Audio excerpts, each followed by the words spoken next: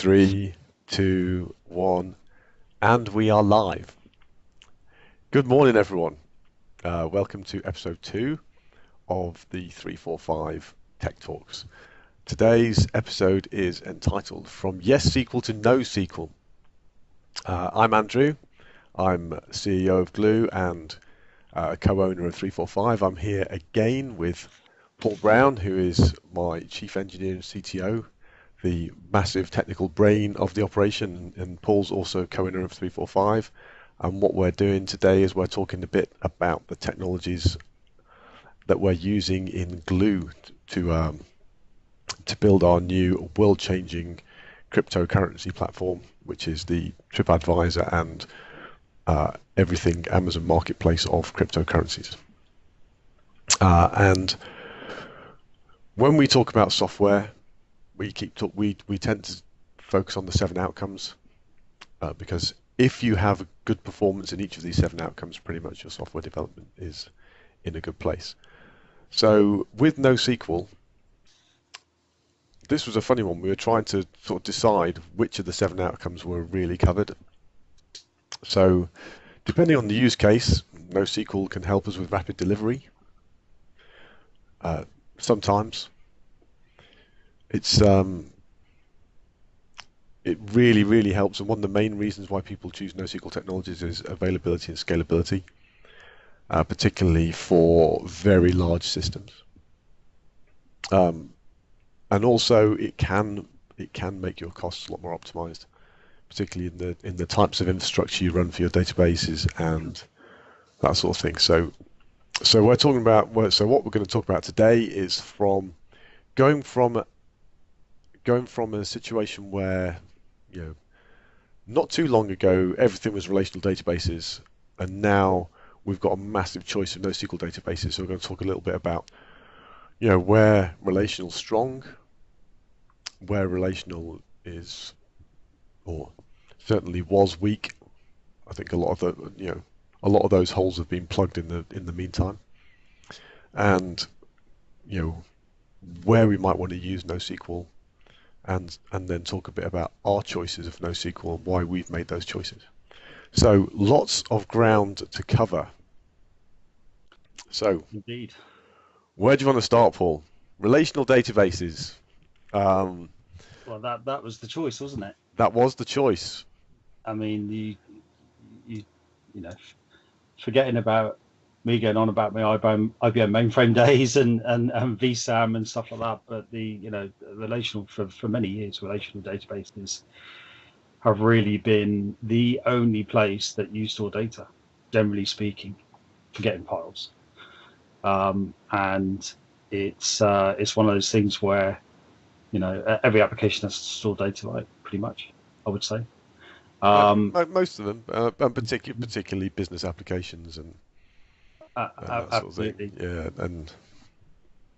And so you modeled your data in a relational database fashion. So you created tables, you created columns on those tables, you created relationships between those tables. So you have foreign key relationships, and you put constraints on those relationships and so on.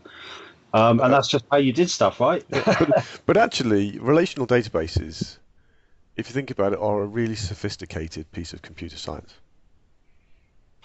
In terms of modeling your data, the whole thing of the different, normalization and ensuring you don't have duplication of data, and ensuring the integrity of data that if you've got child records, they must have a parent, and so primary key, foreign key relationships. That's something enforcing those foreign and enforcing those relationships. It's actually a really sophisticated way of ensuring high quality data. Absolutely, yeah, and that's pretty much that's pretty much how we did stuff, right? Yeah. Which for your small business application is perfectly okay. I wouldn't say that in a small business environment you're probably not going to have any issues when it comes to performance from your database. assuming you haven't put it on a, you know, Assume you haven't done something stupid. yeah, a single tiny mechanical disk, then yeah, so you're probably not really going to have any issues with any sort of performance scalability. So Um, where was it then that relational databases kind of ran out of steam? it's interesting really because the a lot of the alternative technologies to a relational database have all been born out of sort of hyperscale type situations where in the age of the internet where you can get global reach, Yeah, that suddenly your pool of users has grown into thousands, hundreds of thousands, if not millions, and you can imagine the sort of data traffic in and out of your database just exponentially grows. And so the it's at that point that people have discovered that there have been limitations in existing relational technology, and you have to build something that's probably more suited to the specific use case that you're trying to solve, rather than having a one size fits all approach to a database technology, to data storage. yeah. So it's interesting. I mean, we had a bit of a chat yesterday in preparation for this, and I Yeah. was recalling reading about Flickr in the early days, and obviously Flickr photo sharing site, and they built their own scaling platform based on just being able to add commodity servers, just those little pizza box servers, just being able to add more and more and more of those, each of them running MySQL, and they wrote a whole layer of code to partition that work and to store it on the appropriate server. Because there wasn't anything available. So they had relational database technology and they didn't have this sort of ability to hyperscale, so they wrote their own. And they obviously they were very successful as a site because of that, because they'd found a way of scaling huge amounts of data that other sites that wanted to do photos were struggling with. And this is probably going back at least 15 years. This is before all the cloud providers came out. Um, in fact, most of the most of the big internet companies, including Facebook, YouTube, all those, they were all before really there was cloud service on tap, and they were having to make their own. They were having And to make sort of their own native, solutions. absolutely, and a sort of native approaches to partitioning data sets, or running multiple servers with different partitions. It was very much a sort of if you needed to get to that scale, it was very much a hang crank approach to doing it. The technology itself didn't necessarily lend it, didn't provide those capabilities natively. And so you ended up having to sort of solve some of those problems at the business logic layer, if you will, Yeah, by implementing some sort of manual partitioning approach and having different instances of your database. But databases had availability, so the sort of active passive type approach, but the sort of performance and scalability came from the fact that you actually scaled up, you never scaled out really with data. yeah. So that's There's always the idea that you just had this massive big bit of tin yeah. The that horizontal, managed because your it's the data. difference between horizontal and vertical scale, isn't it? Because Yes. again, I think going back to the early 2000s or whatever, companies had started to have serious line of business systems, but they'd been able to get away with throwing tin at the problem a lot of the time. I mean, you could, a couple of years later, you could buy a server that was twice as powerful as the one you bought a couple of years earlier that had more storage and faster storage, and just that kind of that because you could keep buying a more powerful server, you've probably got away with with vertical scale for quite a long time.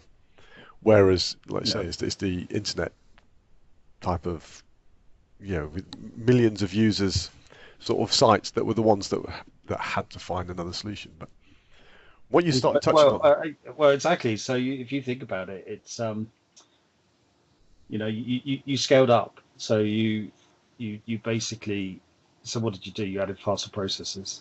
more processes, If you were lucky, yeah, you had more processors. There were no such thing as cores in those days. yeah, more RAM, So specialized boards that had multi-processor capability, more RAM. Obviously, RAM was expensive, yeah, and then obviously disks. So direct attached storage. So storage technologies changed to make it quicker for the machine to be able to pull data off disks. yeah, and And so you had RAID technologies, but then of course the rise of the specialized storage companies that provided storage area networks yeah. in order to be able to extract every last bit of performance that you could out of your data tier. But that's how you did it, right? And a lot of that is that's cost. It's expensive. It's expensive to run specialized SANs. I mean, you're talking seven-figure sums to buy a SAN Easily. easily. Yeah. So it's serious, serious Sky's the investment. limit, really, right? Yeah, with, but I with mean, SAN. even to start, even to be start playing in that area, even to start playing in that area, you're talking kind of seven-figure sums. And And so and and so and so then take it even further. So you've got your SAN, fantastic. Then what happens when you need to start to look at disaster recovery? Um, then you need so another one. then you need another one. And okay, so how do we replicate that? And well, do you do block level replication? So then you have to have reasonably close proximity. Not necessarily next door. It's not going to be much of a DR plan if you have a SAN next door. But there's a limit, laws of physics with distance and Yeah, because even if you put in like your own dedicated fiber between the two, there is still the speed of light.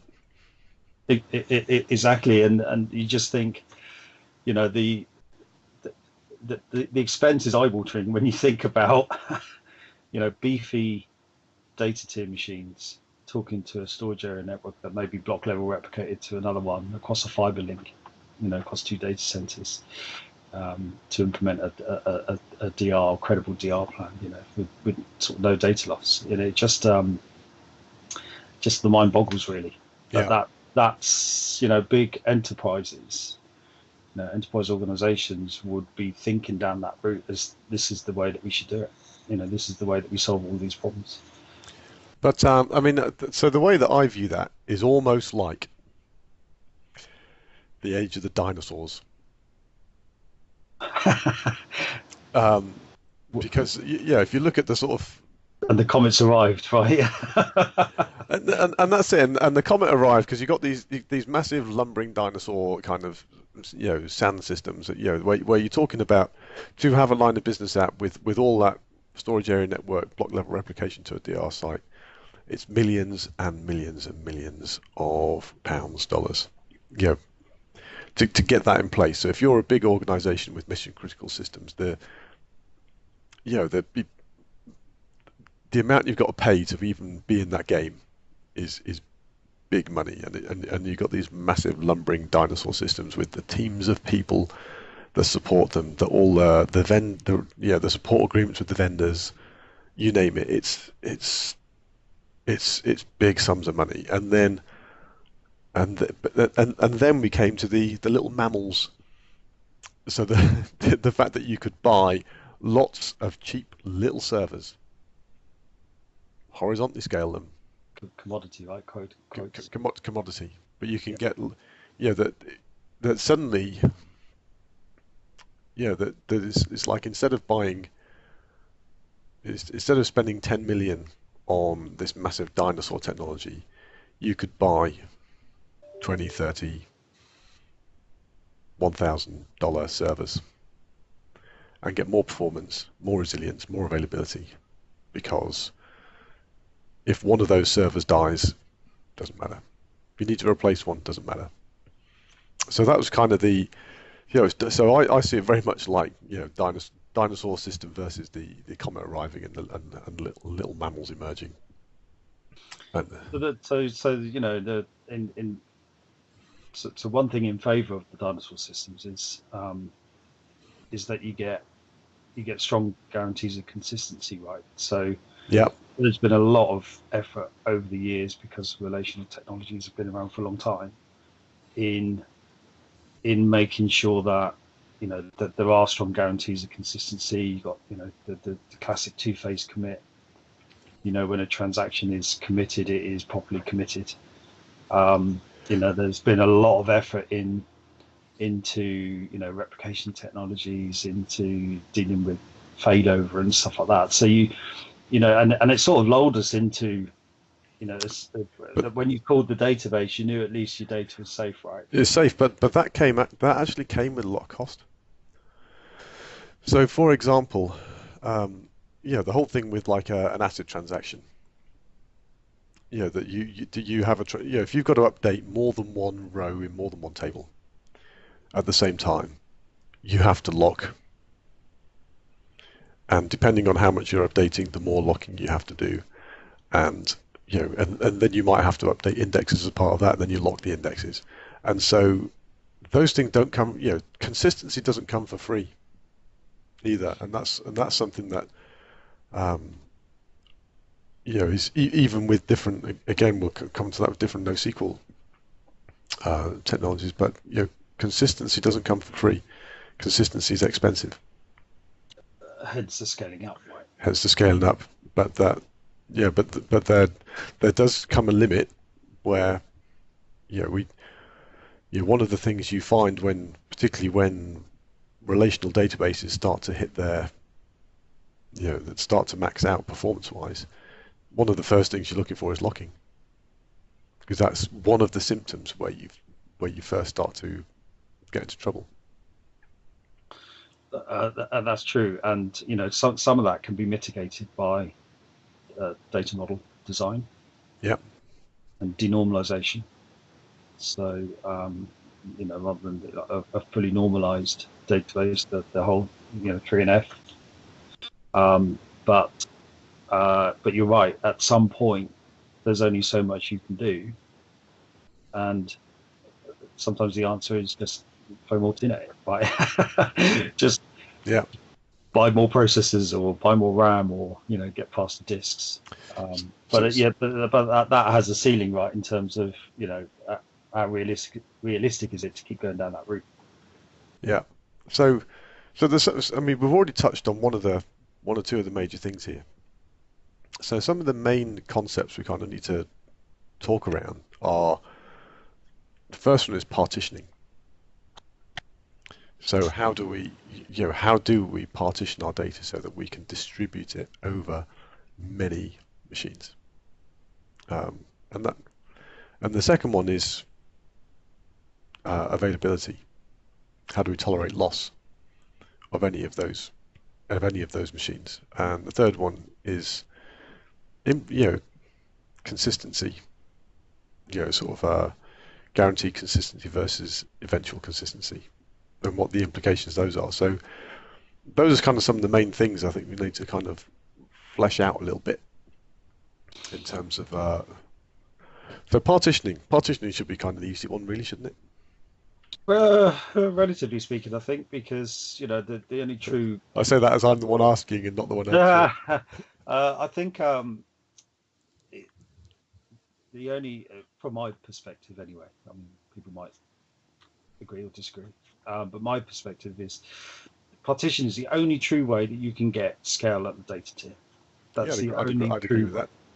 That you can get horizontal scale. So and that comes with its own challenges, because you've got to consider how you partition data, because partition data is just a way of turning one big giant database into lots of many small databases. Yeah. Which still have the same, potentially, if you just talk about relational now, they still have the same challenges. It's just that you've got a smaller data set to work with. Now the problem comes is, and that works absolutely fine, provided you have a consistent partition key that you can derive from your data that's not on the data tier that you're in your business logic layer, that you can always resolve to a partition key, so therefore you can always find the partition where your data resides. So that's one challenge. Yeah. But the operations that you do and the querying that you do against that data, you only really get the performance when you know that you're not needing to go outside of the partition. Yeah. And by partition, we generally mean a bunch of data on a particular machine or something like that. Or Bunch of data on a particular machine, yeah. so that if I need to get if I need to retrieve the customer account for Mr. X, I know that X is on that machine there, and I don't have to worry about A, B, C, D, E, F, and all those because I can just go to my particular one. Exactly. So, and that works really well when you know that partition key. Now, the problems come is when you don't know it, right? And then you need to do a query Yep. to find the data. So now instead of going to one place and querying, you now, if you've got 10 partitions, suddenly you need to query across 10 partitions. So you have to do a distributed query. Which can be in parallel.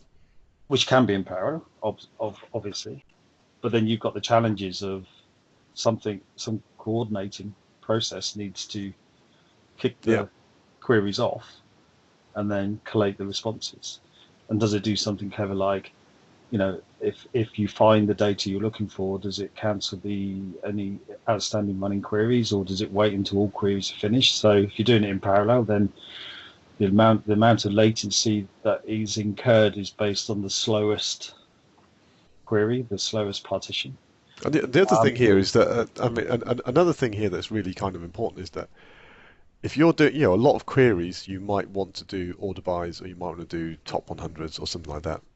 And if you're running that across many shards in parallel, you can't guarantee the same results every time because you don't know which is going to return first and that sort of thing. So if you say get me the top 100, and you've got a distributed set of shards, you can't guarantee you're going to get the same ones every time because it depends on what returns first.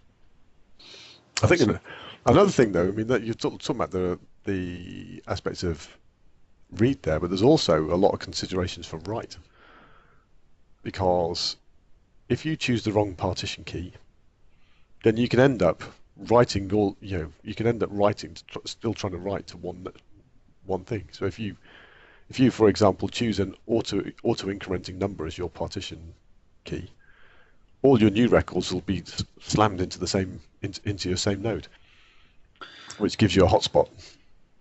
Which it can do, yeah. And that's the challenge in choosing a partition key, right? You've got to choose the right key. And also the way that. So let's say it is an incrementing ID as your primary key. Now, the simplest sort of partitioning approach would be, okay, so numbers 1 to 10 are on one partition, and 11 to 20 on another, and 21 to 30 on another. That doesn't. You are going to get hotspots as it jumps onto each partition, but the way that it derives a partition from a key is also quite important. So typically it would be a hashing based approach. Yeah. So you might. So a simple one would be if you had an auto incrementing thing, you might take, if you had 100 shards, you might take the modulus of 100 and so exactly that. So you'd hash, so you'd almost have a key space, and then you would divide that up into the number of partitions that you have, and then you hash your record key, which would then allow you to determine what partition that resided on. And if if it all works well, then you get a reasonable spread of load based on the way that it hashes. But there's always the possibility that you might get some hotspots. But then there's also, another thing that comes with this is that's great as a simplistic thing. But what you find in real life is that, particularly if you're taking a hash of like people's names or something like that, you find that you can't always, you don't always get a consistent distribution across your hash or across the whatever it is you choose. You can't necessarily guarantee a uniform distribution. No, so if you So, take like my name, right? yeah, You know, Paul is quite common. Brown is very common. If you're hashing based on Paul Brown as a partition key, then yes, you can imagine that you would probably get. and so what you tend to find then is that so a lot of the partitioning strategies you have. So let's say you've got 100.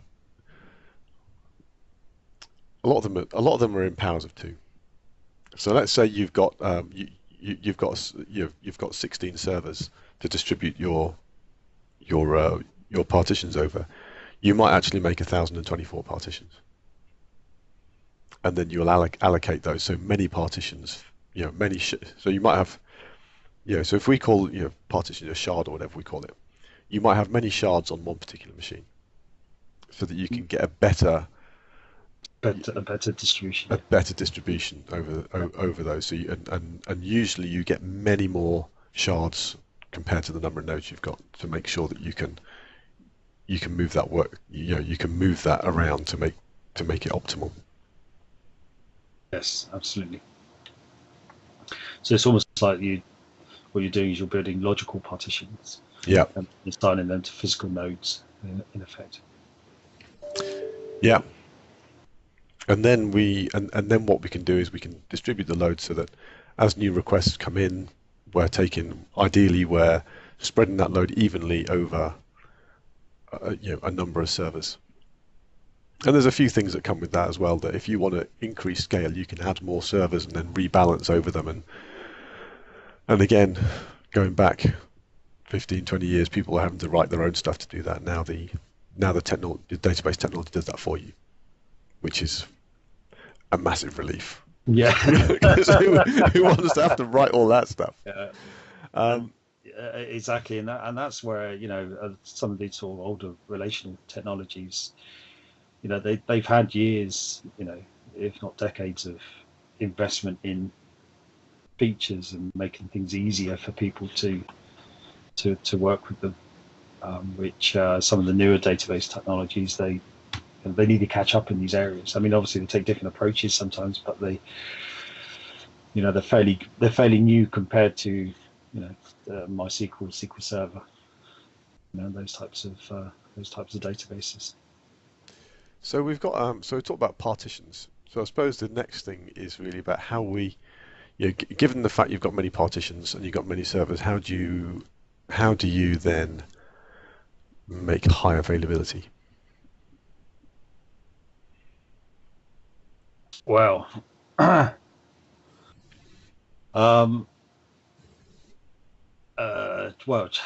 tricky. So if you're just talking, so if you just say, okay, look, I've just partitioned my relational databases, and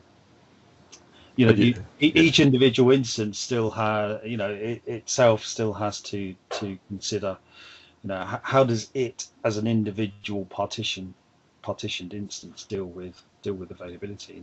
Yeah, because if you've got a database spread over 10 servers, and one of those goes down, you've still kind of lost it, haven't you? So and if you take the simplistic approach of one partition to one server, you've just suddenly lost one partition's worth of data. Now that might not affect 90% of your customers, but it affects 10% of your customers, which isn't necessarily a great thing. So then that data really needs to be replicated across backup nodes, in effect. yeah. So the loss of a server serving one or more partitions doesn't break your system, or doesn't break your system for 10% of your customers. And so the strategy effectively is that you have to, so when you've got these virtual partitions, that you need to store copies of those on more than one machine, so that if you lose one machine, then actually you have a copy of that data somewhere else that you can then turn to. And that's basically the availability model that most NoSQL databases use. I mean, there's different ways of implementing that. So There are, yeah, like yeah, Mongo, for example, has they have replica sets so that you take effectively what's on an entire machine, you replicate that amongst multiple other ones, and so you have almost like a little availability groups, and then you string availability groups together to make your entire estate. Whereas, for example, Cassandra, and I did promise someone that if we talked about Cassandra, we'd also talk about Rodney. I'm getting only fools and horses joking there. But I'll leave it at that. But Cassandra, for example, Cassandra stores it stores multiple copies um, across the same set of machines, so it has actually a better, probably a denser use of those machines. So there's different strategy. So different database technologies use different strategies for making sure that they've got replicas, and different strategies for saying which of these is a master, which of these is the most up-to-date version of the truth. Yeah, so absolutely right. So they tend to work based on like a consensus protocol, because it's all well and good having replicas, which is fantastic, but how do you make sure that the replicas are only effective when they are up to date?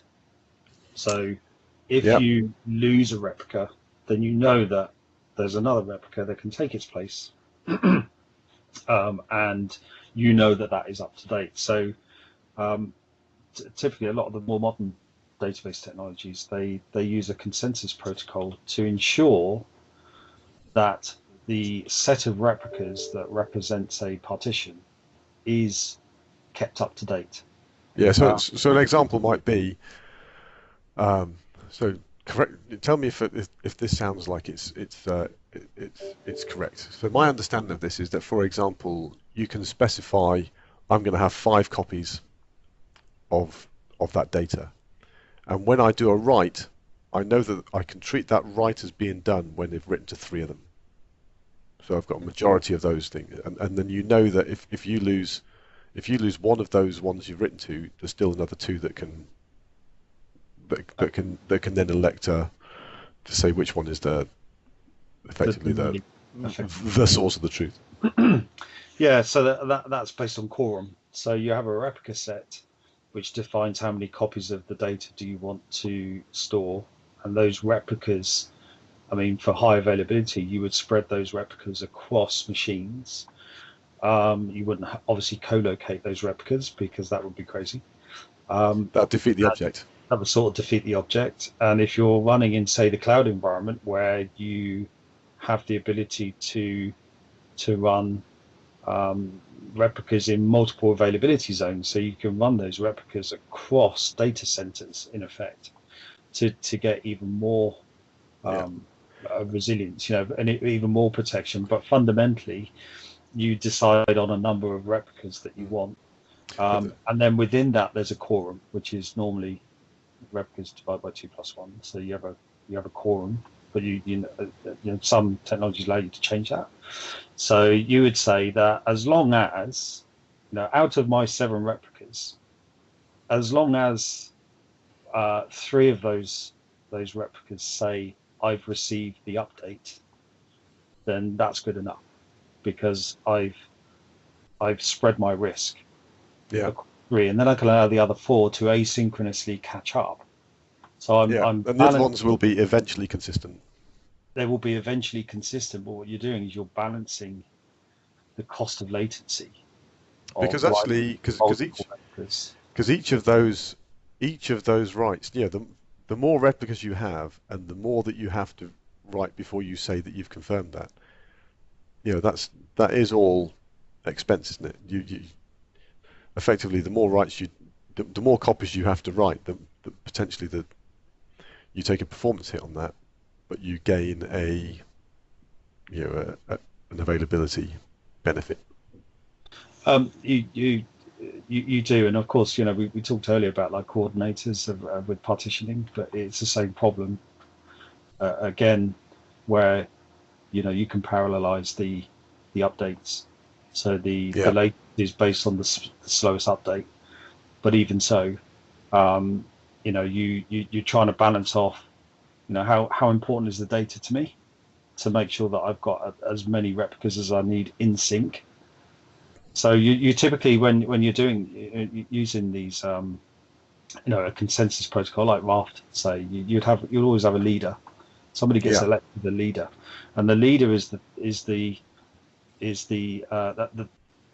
leader replica that runs on a node is the point of contact for a client. So what will happen is you say, I'm going to update a row in a table, and first of all, you've got to figure out who's the leader, what partition is it, and who's the leader for that partition, because that's the node I need to go and talk to. So everybody always talks to the leader for the Yeah. last. And then it's the leader's responsibility to not only store that update away within its own database, but also to communicate that update to all of the other replicas. And then to return to the client to say, yes, it's done, when a quorum of replicas has said, yes, I've safely stored that update. And there's techniques for, so it might not be actually storing the updated row or the updated data within the actual database itself. It might actually just be stored in a log, so like a commit log, Yeah. where it just stores the update, and at some point later, so it's safely stored the update, but at some point later that update gets applied to the actual data itself. So that again, The thing is that's how Cassandra does it, isn't it? that's how Cassandra does it, but log structured, a log structured approach Mm. to receiving. Whereas Mongo, for example, Mongo would apply the update straight away, which gives you a more repeatable read, but it gives you a slower response. Yeah, So it's absolutely. always a trade-off. So it always is. But the nice thing about these multi-master type approaches, these consensus protocols, is if you lose that leader because the node disappears for whatever reason, it's failed, then the protocol itself goes through a period of revoting, re-electing a leader who then becomes the point of contact for clients. And so, provided all good programs should be dealing with retries, right? So Yeah. transient errors and retrying them. So the time it takes, when you lose a node, to re-elect a new leader, a new leader who is in sync at the time, then by the time you've retried a couple of times, you're back talking to a new leader on a new node, but you've not lost any data.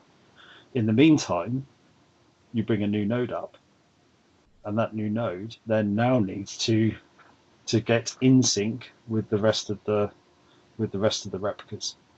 And so typically the technologies will have ways of repairing out of sync replicas to bring them back up into in sync. And so they go through a period of rebuilding until they get into sync with the rest of the replicas. Which is where typically the ones that are like transaction log based, effectively that's replaying that log. Replaying that log. I mean, transaction logs are, relational databases use transaction logs. It's a well-proven approach, but absolutely exactly that. So there's something else just before we move on to. I mean, there's a couple of things that follow on from this: programming models and the design aspect of it, and then what our NoSQL choices are. But there's one other thing that we kind of touched on very briefly, and that is multiple availability zones. So when you used to do this dinosaur DR, you generally have a primary and a failover site.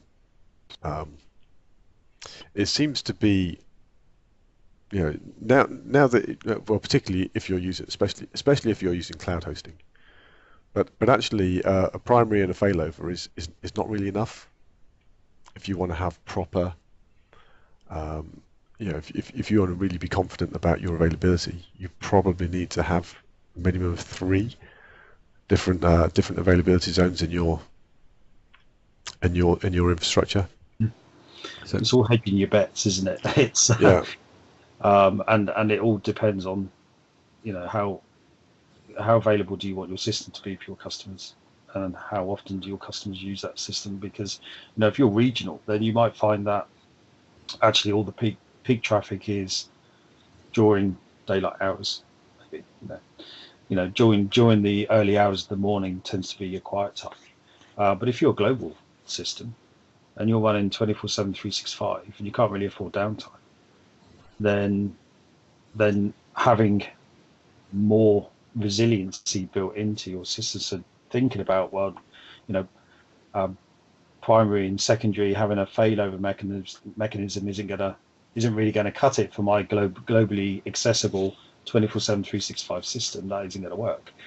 So I heard a really nice story. Even sort of like 2 data centers where you're running maybe active, right? Yeah. So is that even good enough? Because you lose one of your active nodes, then suddenly you've got all traffic going to one.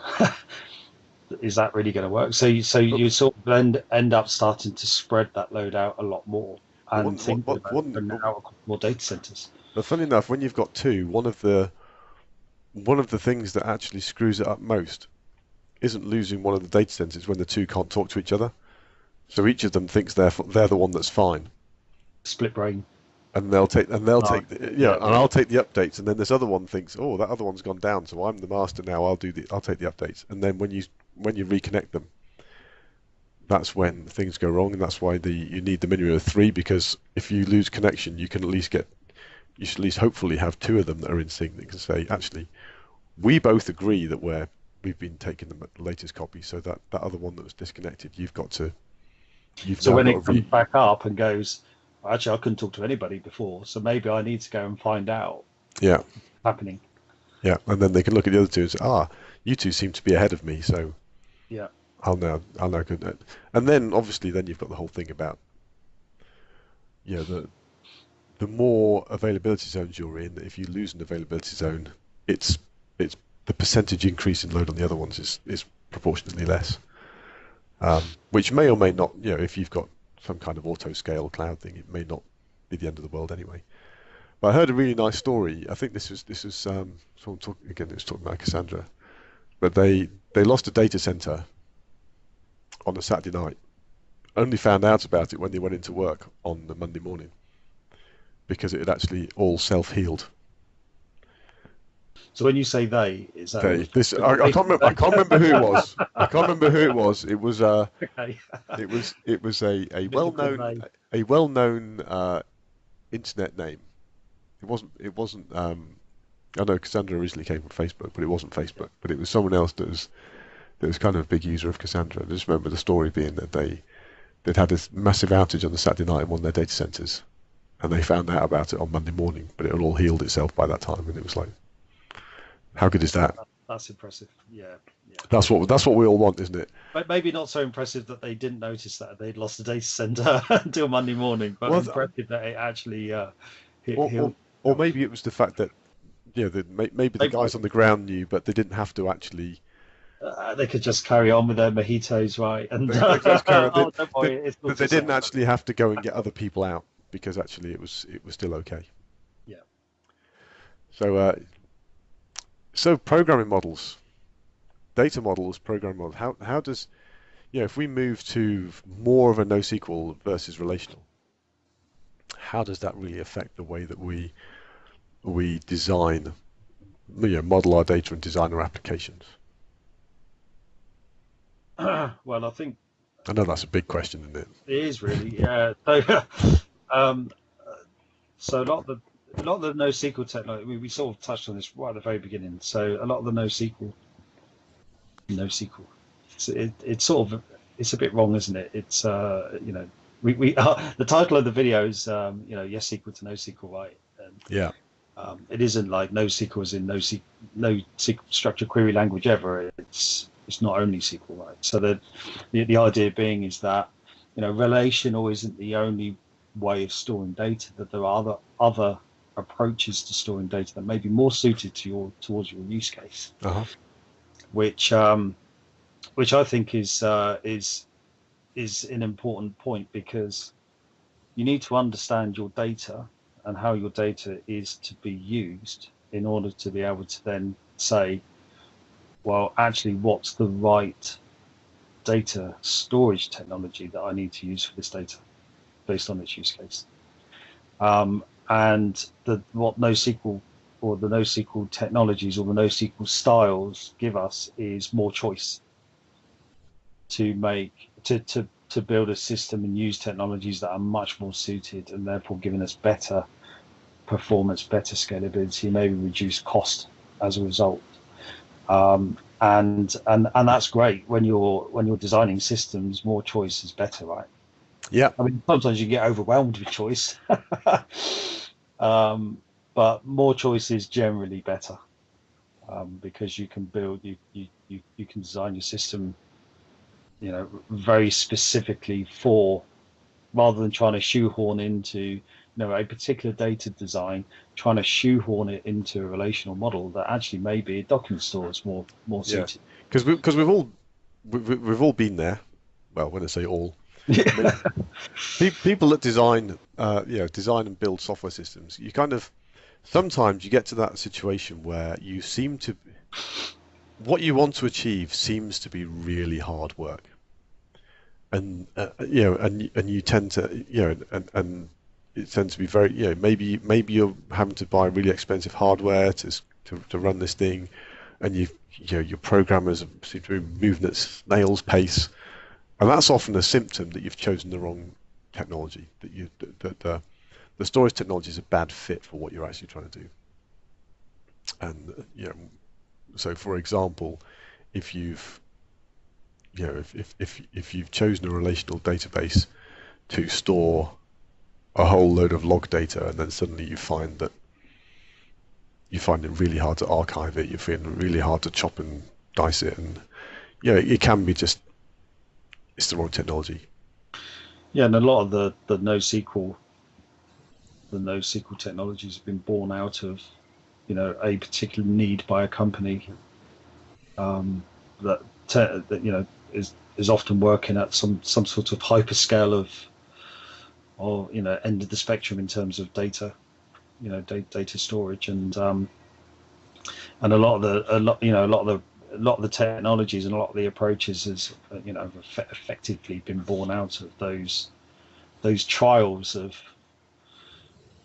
trying to do things maybe in a more traditional way, and finding that that's just not working, and then coming up with a new way that suits a particular use case, gives them the performance and scalability and the resilience that they need, and then very kindly making that available to everybody to use, through open source. Yeah, and I mean, and this is this is kind of one of the great things about open sourcing, in that some companies have given amazing gifts to the world by open sourcing their technology, but they at the same time get the benefit from that, in that that open source community can continue to improve the platform that their business runs on, and Yep. and obviously this typically works when that technology is not part of the core business. So we keep saying, like, Cassandra originally came from Facebook and they open sourced it. Kafka came from LinkedIn and they open sourced it because that technology is not part of their business. They're not going to give away competitive advantage because they've open sourced that technology. Whereas, for example, you wouldn't necessarily expect the same thing to happen from Microsoft or Oracle with some of their core database technologies, because that is a product they sell. Absolutely. But we won't digress into open source versus closed source, right? That's but this also comes back to the and it ties in with what you said earlier, actually, that a lot of the open source database technologies don't necessarily have the whole tool set around them, which you would expect from a product that has been delivered over a number of years, because one of the things that when you pay for a product, you want it to be easy to use and easy to adopt and all that sort of stuff. Whereas the open source thing is, you've got this amazing technology, but sometimes it's like, well, there it is, guys, use it. Yeah, and good then luck. Yeah, uh, there's community to help you out, and sometimes that's absolutely fine. Um, the Interestingly, when you sell software, then you've got to continue to keep adding value, right? yeah, Well, first of all, your competitors are going to keep adding value, so you've got to try and stay one step ahead. Um, but you've got to keep putting value into that license cost, and so the older database vendors have been doing that for years, mm. and so therefore you end up with a very mature, very rich, feature-rich product. Sometimes actually maybe too rich Yeah, you in end up with so many gone, features, gone it's away from mind-boggling, its isn't it? core capability, and And funnily enough, some of those features actually encourage people to use that database technology for an inappropriate thing. yeah, well, exactly, yeah, Because it's like, oh, we've got a feature for, we've got a feature for this, and yeah, actually it might not be the best fit. yeah. But they've got, like you say, they've got to keep adding it. You look at, I mean, I think again, not wanting to give away my age too much. First version of SQL Server I used was 7, and SQL Server 7 was pretty much a database engine. You look at the SQL Server product now, and it's just humongous. It's just the whole breadth of the things that it does is just incredibly. There's an incredibly rich set of features, different capabilities, different deployment options. It's just amazing the difference from you know well, it's over like 20-year period. So and that is the whole thing of if you're selling a product, you have to keep improving it and adding and making those additions. Whereas if you're open sourcing the technology, it's more to fulfill a particular need. Yeah, if you think about, I mean, just take SQL Server. It's, I'm not knocking SQL Server. It is, I think it's a fantastic technology, really, to be honest. And obviously continuing to improve on the cloud platform. But you take a look at some of its features. It Each one of those features in its own right would be a product with Yeah, other companies, right? So, you've obviously got the core database engine, but then you've got the analytics engine, OLAP, and got the ETL then you've stuff. got Yeah, ETL, so the extract transform load. It's just like, these are massive chunks of functionality that are quite, they're all related, they're all sort of data storage related, but they're all doing very different things, but you get that as part of your SQL Server license, well, depending on which license you buy, I guess. But they are big, mature, feature-rich products that you're not necessarily going to get with some of the new open source technologies. However, saying that, they're very, they do one thing well, which I think is also quite an important point. It's like they're not trying to be all things to all men. yeah. That they are literally just I'm strong. very I'm strong focused, in this area. Yeah. very, yeah, exactly that. So if we move on to that, I mean, what is it that's in terms of the principles behind why we've chosen particular NoSQL technologies? We'll go through the individual ones and the reasons for each one Yeah, in a okay. minute. But just as a broad brush, what is it that the high level kind of principles that we've chosen as as being what guides our choices? So just really our use cases. So what data is it that we're storing? How is it going to get accessed? How is it queried and updated? And obviously looking at the more non-functional side of the availability, resilience, scalability, that sort of thing. And so it's just a case. And so What the other and thing what as well. about infrastructure? Yeah. Well, the other criteria that I certainly have is that our platform runs on Kubernetes, Yeah, so it runs on a cluster with a bunch of we nodes. love Kubernetes. We do love Kubernetes actually, and the all of our services run in containers. Obviously, it's running on Yeah, Kubernetes, and that includes the data storage technologies. So one of the requirements that I have is that the data storage technology must be able to run within a clustered environment, um, in the manner of the stuff we were talking about earlier around consensus protocols. So having a data storage technology that can span across nodes across the cluster, that have replicas, that operate quorums, to ensure that we have very good resilience of data, and that we have, if we have node failures, that that the system repairs itself when we bring up new nodes, that we have zero downtime, right? So if we lose a node, that our system's not going to stop working as a result of losing a node. And the fact that we've got the fact that we're running on Kubernetes means that we've got a platform that readily kind of spins up replacement nodes and in conjunction with the cloud platform, right? In conjunction with the cloud platform. Exactly, and so we then gain. We talked about availability zones, so being able to spread the cluster across data centers in effect, but that to look completely seamless. That you don't actually really see that. It's just a case of making sure that all the configuration is correct to allow you to place nodes in the right data center and to place containers or pods across the right nodes, so that they're spread across the data centers. They're not all clustered in one data center. So it's interesting that containerizing your database technologies seems to be at the moment seems to be like one of the final frontiers that a lot of people are unwilling to make that leap. So originally people didn't want to go from physical to virtual for their databases because it's like, oh, it's not going to be fast enough, and then virtual to cloud, and then and people are kind of seem to be okay running these things on virtual servers in the cloud, but then there seems to be a resistance to make the leap to containers. Well, so it's important to make the distinction between compute and storage. So when I talk about containerizing, containerizing the compute, you're containerizing the compute. The data storage itself happens outside of the container. Yeah. So you map.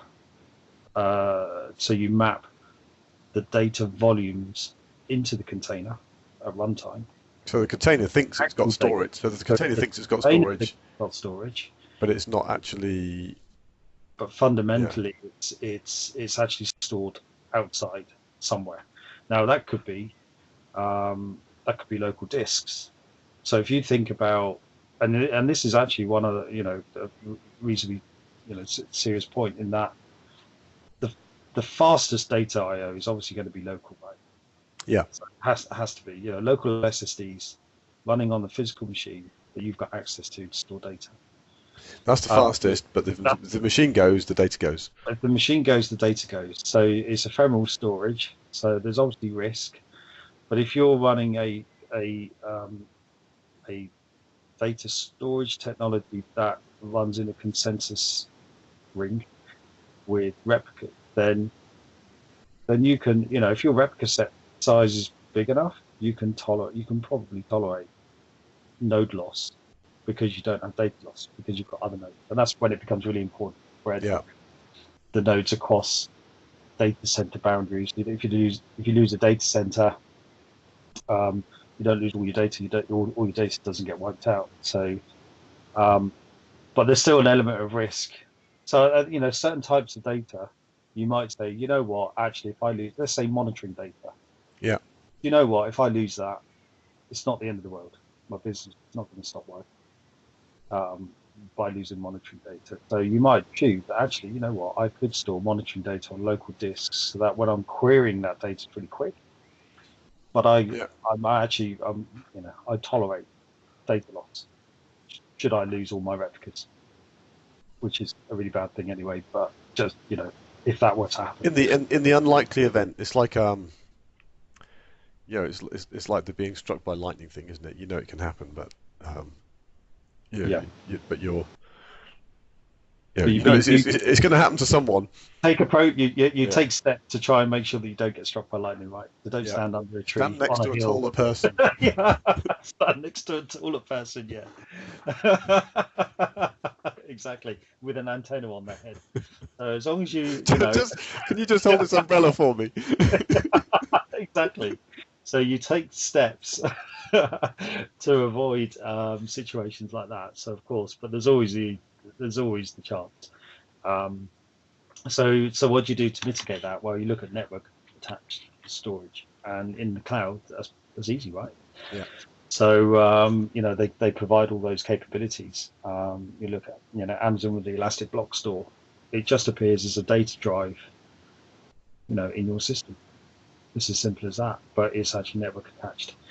And they have obviously different guarantees on IOPS level and speed of network and all those sorts of good things. But, you know, fundamentally it's network attached, which is great because suddenly you've got your data, you know, you've got guarantees of IOPS that you need from the cloud provider, but your data is not actually on the cluster itself.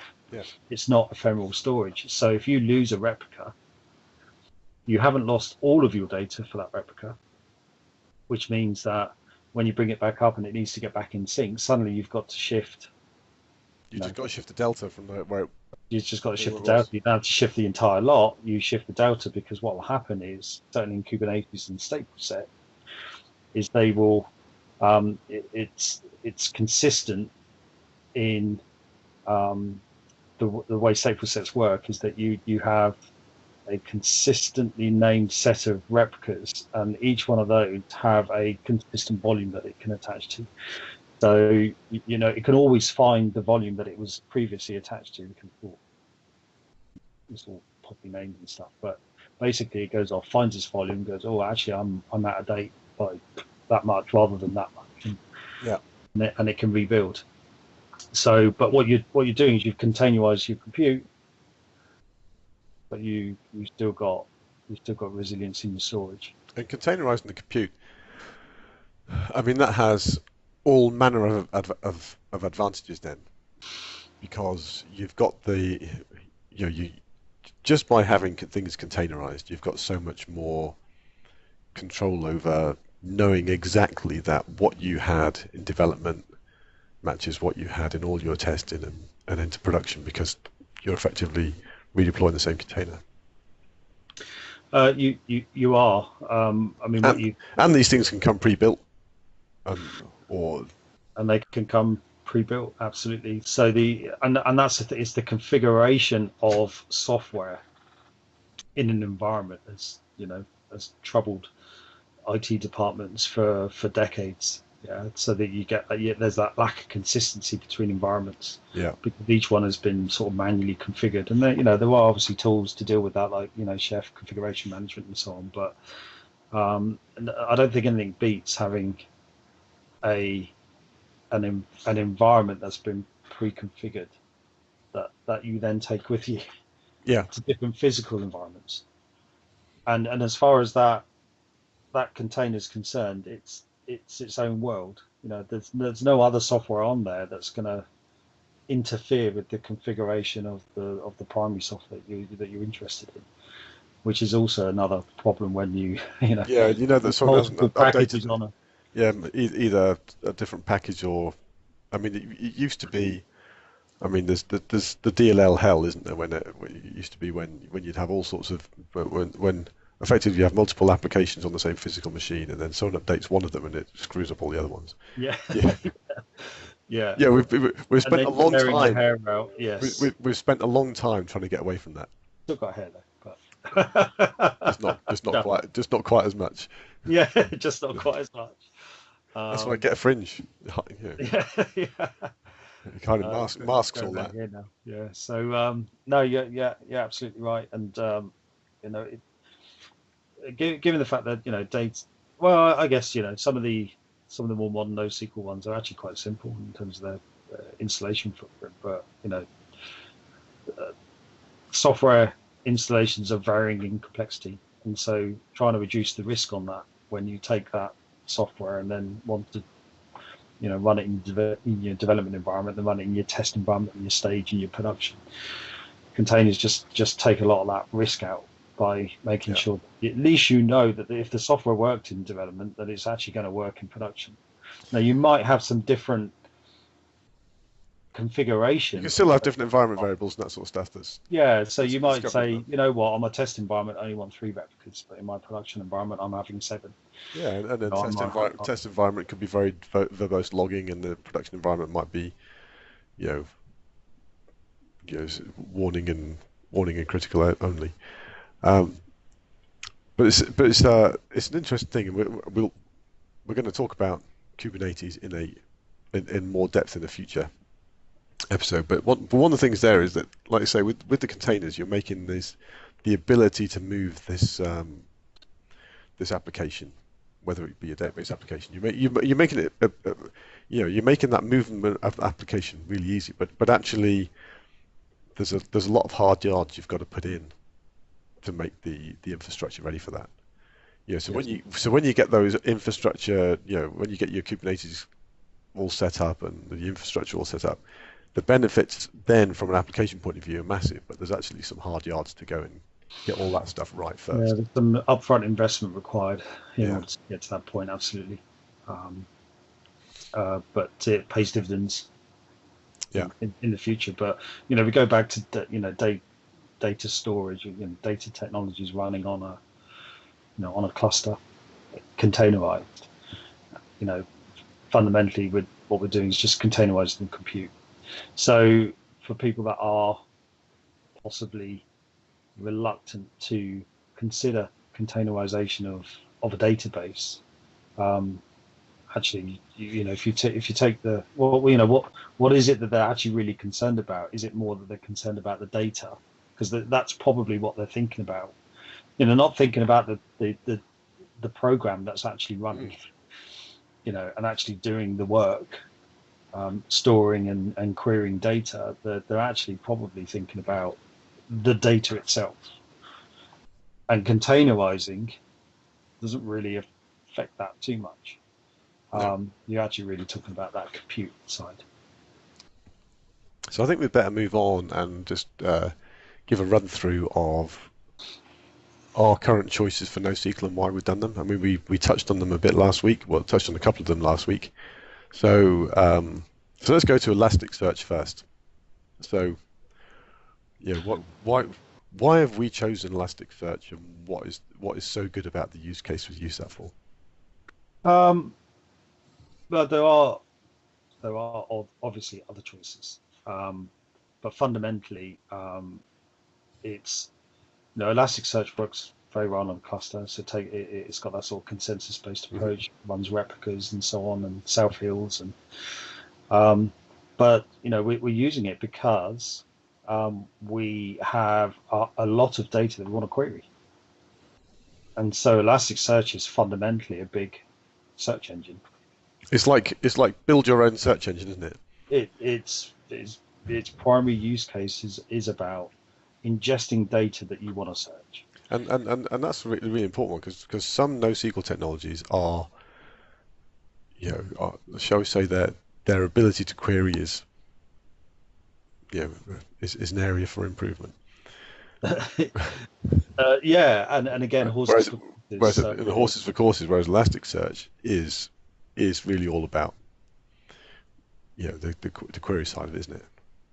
it is, yeah. So it's based on Lucene, which is a search query technology, and fundamentally what you're doing is you're storing indexes, you're storing documents, index documents that it uses to allow you to build its Lucene indexes to allow you to then query that data efficiently, and that's fundamentally its purpose in life.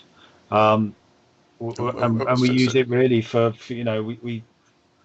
we only, well, at the moment it's we only use it for diagnostics, for storing logs, for storing metrics, for us to be able to extract information out of um, our system, but not by querying our system directly. That we're querying this sort of almost offline store. It's not it's not completely offline. Obviously, we've got to ingest data, but we're not impacting our transactional system Yeah, by because we querying. talked about the fact that your applications are just log in standard out, and then the application has forgotten about it, and then Exactly. and so a slowdown in in Elasticsearch isn't going to impact the running of the application, Exactly or that. slow down Yeah. in the transmission if there is latency between, if there is some latency between the log being written and the log being searchable.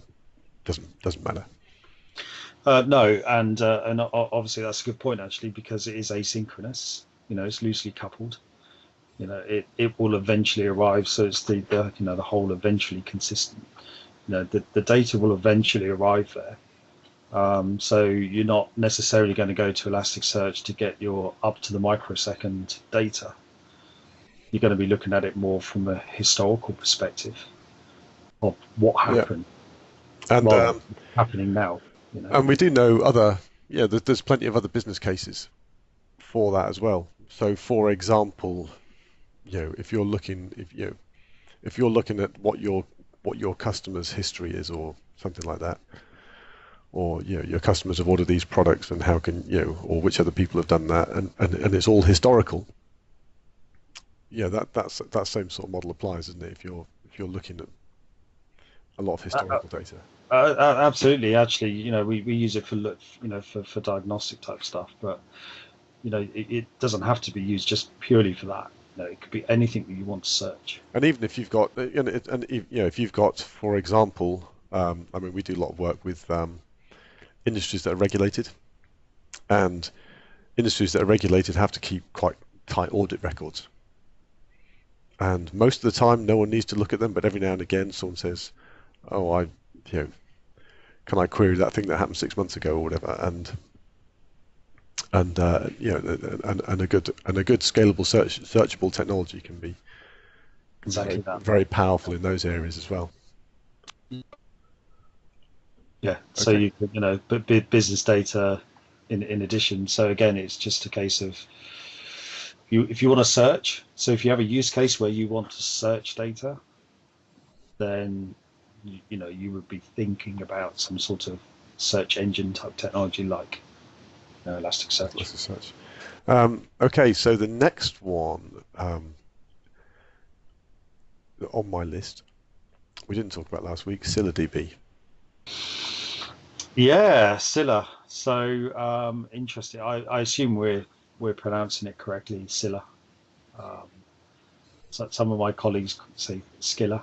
Um, it's I have absolutely no idea, so I call it Scylla. So, but it's basically a Cassandra clone, Yeah. but Cassandra clone without the JVM. So So what's it actually written in then? I actually it's C++. I think actually I thought it was Golang, but it's C++. I was getting my database technologies confused. I was But talking but to but, somebody effect, last night, but but effectively it runs far more. Because if you're in the JVM, effectively you're running ultimately code that's sort of interpreted by a machine in the middle, and it tends to sort of slow it down and bloat it out a bit. Whereas if it's written in C++, it's far more, it's far closer to the metal. still bare metal, isn't it? Yeah. Yeah, JVMs need to be tuned. So one of the things with Cassandra and like Kafka and so on is that you have to consider the JVM as part of your tuning exercise when you performance test. Yeah. So, but Scylla doesn't use the JVM. So, but you get Cassandra compatibility. And so that we've been looking at using that, but using that for more of our data that we have is high write data. So when we're storing lots of information like actually audit records. We're thinking about audit records in there. Um, exchange rate data. So Yeah. on our crypto platform, exchange rate data. We're talking about storing historical records of Yeah. exchange rate as well. For example, let's say you bought a Bitcoin last year, Yeah. and this year you sold that Bitcoin. And so last year you bought it for $2,000, and this year you bought it for you sold it for 20,000. well maybe not this year, 10,000. right? Yeah. three and a half thousand maybe. Yeah. But you've made a gain of 1,500. However, when you bought that Bitcoin last year, how do you know it's worth $2,000 unless you kept records? So, obviously, if you're a law-abiding citizen, then when you do your tax return every year, you would account for that gain that you made between the buy and the sell price. Yeah. But how do you know what it was worth last year?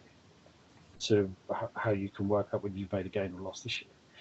And so, one of the things that you need to do is you need to store, exchange rate data. If you want to account for your taxes in US dollars, then actually you need to know what the US dollar price was against Bitcoin. And so one of the things that we're doing is storing, all of the exchange rate data to give that richness of data to people that maybe need to do the tax returns and so on. But to get a feel for what portfolio, Yeah, and I mean for value, people, portfolio performance, and all that sort of thing. yeah, and for individual people, I mean we're kind of getting a bit off topic. Yeah, But for individual people, that kind of it's only necessarily applies when you actually buy or sell. But if corporations are holding that, then they need to do an asset valuation every year and all that sort of thing. So it's super important for all that. We're talking about ingesting, a lot of data. But Scylla and Cassandra, they are really good at fast write speeds, and are just absorbing Lots of data, absorbing massive amounts of data. Yeah. Yeah, so that's a really useful. And the next one, and again we mentioned this last week, Prometheus. And there's it's probably interesting to sort of compare and contrast why we've used Prometheus for some stuff and Elasticsearch for others. Well, it's a time series database, but it's fundamentally actually really the reason why we're using Prometheus is because of the ecosystem actually around Kubernetes. It's designed for a purpose, which is to store metric data and to allow you to query metric data. But Prometheus sits very nicely in the Kubernetes ecosystem, so that you have a lot of technologies that are Prometheus aware and will expose their metrics to Prometheus in a more of an out of the box solution. And Prometheus also and Prometheus will collect monitoring data, as a first class citizen from Kubernetes itself, so we can understand what's going on, at technical level in the cluster. But we can also use Prometheus from an application metric perspective. So we can start to gather the metrics associated with the application, which may be non-functional in nature, like queue size, queue depths, and latencies, and all sorts of things like that. But also more of the sort of, the real user metrics, where you're capturing information about how people use your service, the way that they click through the site and so on. So you can start to gather metrics like that, more businessy style metrics, and you can just stick it in the Prometheus pot. And again, when we talk about the ecosystem, Grafana has an out of the box data source for Prometheus, so it knows how to. Yeah, so you want to visualize this stuff. It's like you want to visualize it. Sorry, it's dashboard technology, Grafana. You want to visualize it, then you just configure fill your boots data source and fill your boots. So and that gives us, we talked about Elasticsearch being about data that about what happened, and there being some sort of level of eventual consistency to it. Prometheus is a little bit more like what's going on right now. A little bit more real time, and so that's what we that's what we're using Prometheus for. In effect, so it's all like metric, dashboards. Everybody loves a dashboard. Oh yeah. You put a dashboard in front of someone, they're just going to get well excited. Everybody loves a good dashboard. So I mean, I know people that don't. To CEOs and. So I would say there's a certain lady that lives in my house that wouldn't be excited by a dashboard, but. Oh, okay, fair enough. Nearly everybody loves a good. Nearly everybody. Nearly everybody loves a dashboard. Yeah, exactly. Cool, and finally, and this one for me is kind of the most intriguing one. That's Arango. Yes, Orango. So we have so we have effectively a product catalog um, and obviously customers, and so and all the things that build up around an ecosystem, around a marketplace that is associated with the catalog, like reviews and comments and ratings and all of this sort of stuff, and when Yeah. people are looking at products and so on, and when people are buying products, and so um, one of the things that we were looking at was like real time recommendations. Yeah, how do you do real time recommendations? Like the old way would have been not real time recommendations, where you'd have had an overnight batch job doing some sort of analytical process, which would chunk through the data, figure out what's trending, figure out what's trending, and then next day you would get And that then information. build a queryable data set for that. So yeah, Yeah. so it's like, well, actually, what we want to do is be able to query that in real time. So real-time recommendation engines quite often use graphing, the graph model of database, to to to support a real-time recommendation engine. So originally it was like looking at like graphing databases, but what Arango does is Arango is one of these sort of breed of database technologies which are called multi-model, where they're not just they don't just support a single use case in terms of data storage types. So document, wide column, relational, key value, graphing, obviously, is multi-model. Is that they support some or all of those types of ways of storing data. And so Arango supports key value, document, and graphing in a single sort of back-end data storage technology, which is interesting. That there are more technologies coming out that are multi-model. So instead of say using document storage database for products, and let's say we put that in Mongo, and then we needed to do a real-time recommendation engine. And let's say we need a graphing database for that. Let's put that in Neo4j. And so a key value, let's use Redis for that. Actually, we can combine all of it into one single storage.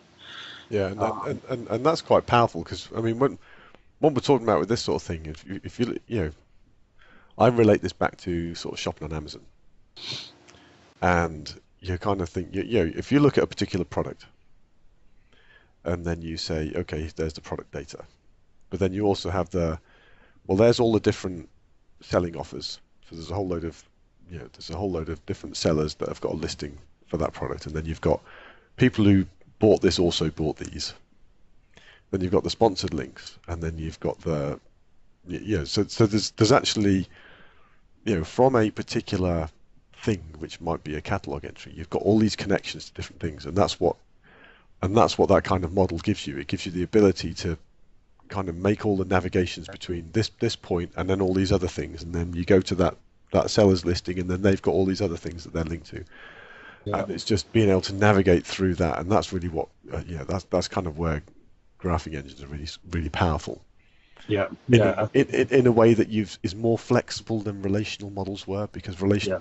you were kind of a bit more fixed in the ways you can navigate, whereas graphing kind of gives you that it's a bit more it's a bit of a freer way of doing those But relationships. it's a more natural way of modeling, but it's very good at traversing relationships, which fundamentally is what these things are, right? So Yeah, the when you're looking at a product, other people will also look at these products, yeah, and those are relationships. So yeah, it's but in terms of multi-model, the advantages of that are that it's you've got potentially more consistency across different styles of ways of storing data. But you've also got a single, a single way. If you're thinking about, I need to learn Mongo to do document, I need to learn Redis to do key value, I need to learn Neo4j to do graphing, and so on and so on and so on. Actually, I only need to learn one way. If I'm Yeah. using a multi-model which is good at each of the different ways that it stores data that you might utilize, then actually still only need to learn one way in which to use it. Still has to support the requirement of working very well on a Kubernetes cluster, and Arango does that. They have a quite a sophisticated Kubernetes operator that controls the Arango estate on a cluster, but yeah, Arango is quite exciting, very quick. Some interesting benchmarks out there. The term, when we were talking about this yesterday, I was trying to think of what's the term for when you end up, you split your business domain down into all these different database technologies that you need for data. So it's called polyglot persistence. Yeah. Just where polyglot applications are made up of different languages, polyglot persistence is made up of different database technologies. Different databases. Your use case for storing your business data might mean that you need some in key value, some in document, some in graph. So, and which is fine. So you can, the approach of using the right tool for the right job, I think is I don't think anybody would really argue with that. But you have a different set of problems. You shift your problems to that coordination mechanism of, okay, so I need to create some data in the system, but I need to coordinate the creation of that data across the different types of data storage technology that I've chosen. And what happens if it works on the, I put the data in the first one, and then I put it in the second one, and I go to put it in the third one, and that fails. I'm left in a somewhat inconsistent state. Do I keep retrying, or do I back out the other two changes? So, compensation, creating or running compensating transactions in a way of backing out the previous data. But you still then got the problem of, well, they're completely disconnected. They're completely disconnected data sources. So when you're querying, suddenly you might pick up that new record here, but it doesn't have a corresponding record over in another system, and so on. So you have there are a lot of challenges, new challenges to face when you're talking about polyglot persistence, which you mitigate. Which a multi-model helps you get away from that, because you've at least got the stuff in the same place, even though it's different. Exactly. It's different uses. That. So yeah, it's multi-model is quite fascinating, really. And Arango at the moment seems to fit just in our sweet spot for what we need. There are obviously others. I mean,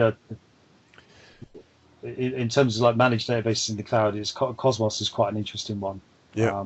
We don't use Azure, but if we did, Cosmos is actually quite a fascinating multi-model database. But yeah, I mean, in terms of running on a Kubernetes cluster, at the moment, Arango. Cool.